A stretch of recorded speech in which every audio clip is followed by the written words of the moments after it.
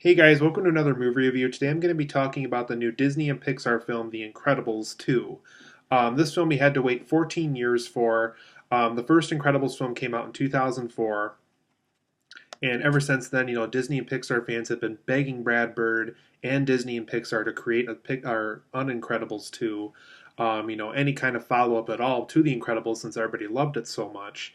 Unfortunately, it took 14 years to get this made, but it's been a long wait, and from an early reaction I can give you with this movie without completely spoiling everything that I felt about it is it for sure was worth the wait. So that's kind of my early thoughts I can give you before reviewing this movie as to how I felt about Incredibles 2. But now on to the review. Let's get going about Incredibles 2. So in this sequel, you guys, it takes place right after where the first one left off, where the Incredibles are about to fight the Underminer. The film opens with them fighting the Underminer, and then immediately into the events of the real film itself, which is superheroes trying to make it back into the spotlight again and to become legal again. Because if you remember correctly, in the first Incredibles film, throughout most of the runtime in the movie, the superhero characters were made illegal. It was illegal to come out and try to become a superhero to use your superpowers to stop crime due to the early events of the early portion of the film where we see, Mr. Incredible trying to save this guy that didn't want to be saved and stuff like that. But you got to go back and watch the first film to know all about that. But anyway, the superhero characters are trying to become legal again. There's a character that's voiced by Bob Odenkirk, I think his name is, the guy from Better Call Saul and Breaking Bad. He plays a character named Winston Dever, and he's really trying to push to get the legal rights going for superheroes so they can come out and become super again. And his best bet that he feels is to make sure Elastigirl gets the spotlight. He views that her superpower is a little bit more flexible and more kind of more convincing for the general public than what Mr. Incredible can offer, what any of the kids of the Parr family can offer, like Violet or Dash or Jack, even now that he has a superpower as well. So Elastigirl kind of goes into the spotlight. They try to really push for her to really try to help crime and try to prevent it from as much as possible and to really save the day as much as possible. But all this becomes even the more challenging on top of Elastigirl trying to maintain this positive image in front of everybody. There's a new villain in town named Screenslaver, and this character has the ability to basically hypnotize and make people do anything that he wants through this hypnotizing screen that he puts on like computers and television sets and iPhones and all that stuff. And so basically, throughout the course of the film, not only does Elastigirl, but the Incredibles family themselves, the Parr family, as well as Frozone, Frozone from the first movie as well, and all these supers are trying to prevent Screenslaver from doing all these horrible things.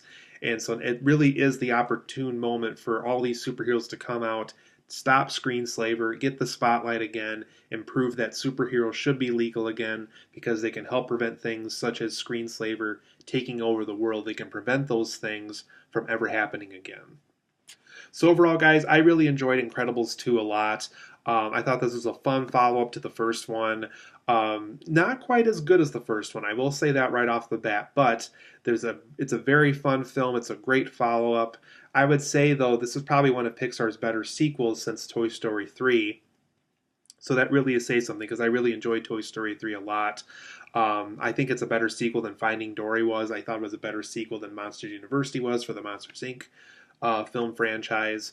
So this is pretty big. Toy Story 3, like I said, is pretty big. So for this film to be kind of right next to its shoulder and kind of be the second best sequel that I feel Pixar has ever done, it's kind of saying a lot. Once again, not quite as good as the first one, but it's still saying quite a bit in that sense. So for my positives and negatives of Incredibles 2, you guys, there was tons of cool moments for Elastigirl in this because Winston Dever does want to give her the spotlight as much as possible and to kind of convince the general public that supers should be legal again. Tons of cool stuff happens with Elastigirl. There's even some espionage elements, some secret agent elements, some handling high-tech equipment and stuff like that. There's just tons of cool stuff that she gets to do. Tons of cool moments where she gets to use her flexibility superpower. Pretty much cooler than anything we ever got to see Mr. Fantastic do in any type of Fantastic Four movie or TV show or comic book, really. It was just a ton of cool stuff they did with Elastigirl. So if you're hoping to see tons of cool moments with her in this movie, there's tons of that in this movie. I also thought the fun family dynamic was continued from the first film, which is a huge thing. Incredibles 1 worked so well just because the family dynamic was so fun and relatable. We really could connect with this family. We really could. We really could kind of connect with them and understand where Elastigirl was coming from about being a mom, and what Dash was coming from about being a growing boy and growing up, and where Violet was coming from with trying to get the attractive boy in school and trying to land a date with him and stuff like that. So they continue that dynamic in this movie. I would even say, going back to Violet again, they really do play off of that a lot, with her having a crush on this guy in school and stuff like that. So just a ton of fun stuff that they continue from the first film. So if you like that family dynamic, the whole thing of supers trying to be, regular people, but they can't because they have superpowers and they can't help but use them when they get nervous or get scared about something. So I like how they continued that whole supers trying to blend in with everyday people kind of thing. And there's that whole fun family dynamic with the Parr family as well. Jack and Edna Mode also get tons of really funny moments in this. Whenever either one of them was on screen, I had a really fun time watching both of them. Whether it was Jack trying to use his superpowers and kind of understand what they were and kind of win a fight against like a raccoon in the backyard, or Edna Mode trying to understand Jack and trying to come up with the perfect suit for a baby, and just really fun stuff that Brad Bird came up with both of these characters. Brad Bird also voices Edna Mode both in this movie and the first Incredibles film, so it was fun to see him voice this character again. So tons of fun with both characters were had in this movie. We also get to see Mr. Incredible as a stay-at-home parent. I thought this was a cool, new, and kind of unexpected aspect they added into this new Incredibles movie, because we got to see Elastigirl do that a lot in the first Incredibles movie. Now we see Mr. Incredible do that while Elastigirl's out working as trying to get superheroes legal again and stuff like that. So just a fun aspect they did. And they definitely didn't go just the typical Mr. Mom route. They definitely did something really cool with this. It wasn't super predictable. They actually kind of had fun with it and did something a little bit more different than what you would think. So tons of cool stuff I thought was done with that. And I got to be careful with the next positive because it also leads into one of my negatives, but I'm going to try to explain this the best I can and without spoiling anything either, because as always, all my reviews are non-spoiler. I thought the motivation and the character of Screenslaver was a lot of fun. I enjoyed when you found out kind of the motivation behind the character, and I like the overall character. I like the way that the suit looks, the voice, how the voice sounds, what the superpower is, and kind of how that impacts people, and how Screenslaver can get people to join their workforce and stuff like that. So just tons of cool stuff I thought was done with this character. And then Brad Bird, as always, he has a very much a live action approach to this film and almost all his films, whether it's animation or a live action. It definitely did have a very Mission Impossible-ish kind of feel. You can definitely tell he worked on Ghost Protocol way back in the day when that was made. You can tell he's worked on live action films before going back into animation for this one. So kind of a cool aspect. We really don't get to see a lot of that. Usually when people work in animation, they kind of stay there. Or if they work in live action, they kind of stay there too. So kind of cool how Brad Bird brought a live action element to this movie. It really did kind of feel like a live action film at certain points. You almost kind of forget that you're watching an animated film at times. It just feels that real and relatable at times.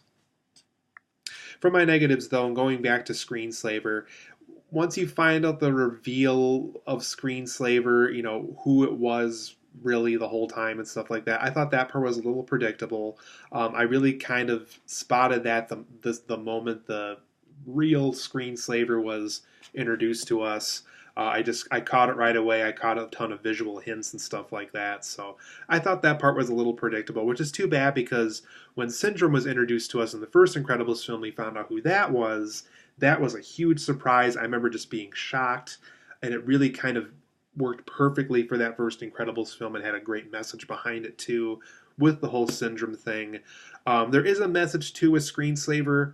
Once again, not as effective as the whole Syndrome scenario, but I thought the reveal out of everything about the villain, was the most predictable and kind of the weakest part of the movie, to tell you the truth. I also thought more time was needed with the overall Parr family when it came to the action scenes.